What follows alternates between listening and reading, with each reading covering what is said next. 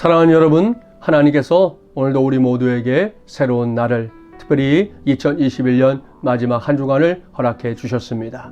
이 한 주간을 살아가면서 지나간 한 해를 은혜 가운데 돌아보고요, 다가오는 새해를 믿음 안에서 준비하는 저와 여러분이 되기를 간절히 바랍니다.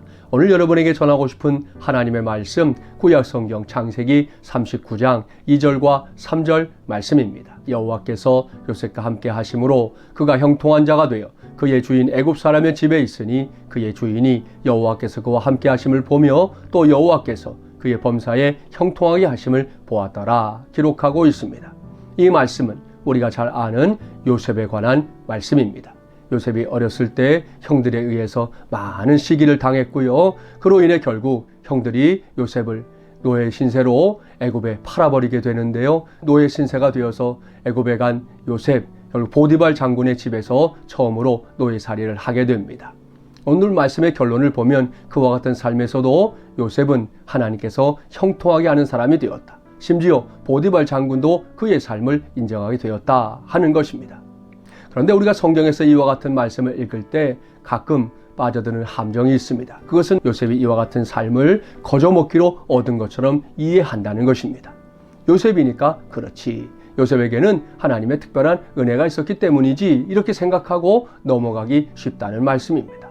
물론 오늘 말씀에 기록된 것처럼 요셉의 삶이 노예 신세에서도 이렇게 훌륭하고 탁월할 수 있었던 것에는 하나님의 은혜가 선행되었기 때문입니다. 하나님의 특별한 돌보심과 인도하심이 있었다는 거 사실입니다. 그러나 그것만으로 끝을 내면 안 된다는 것이죠.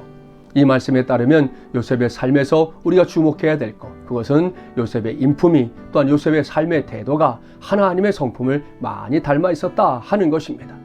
그것을 보디발 장군이 보았고요, 그 속에서 보디발 장군은 요셉이 섬기는 하나님도 볼 수 있었다 하는 것이 성경의 가르침입니다. 우리가 대인관계 속에서 경험하는 거지만요, 누군가로부터 인정받는다는 것, 그거 쉬운 일입니까? 그렇지 않습니다. 사람이 사람으로부터 인정받는다는 것은 매우 어려운 일입니다. 그만한 가치가 있을 때, 그만한 확신이 있을 때에만 가능한 일인데요, 오늘 말씀을 통해 확인할 수 있는 대로 보디발 장군은 요셉에게서 그와 같은 삶의 흔적들을 발견해냈다 하는 것입니다.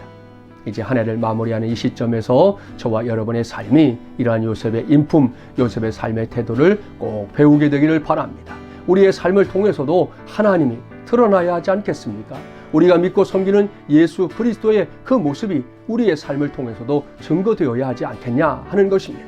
아무쪼록 올 한 해를 마무리하면서 이와 같은 삶을 살아내서 오늘도 이 하루를 통해 하나님의 영광을 드러내는 저와 여러분 꼭 되기를 주님의 이름으로 축복합니다.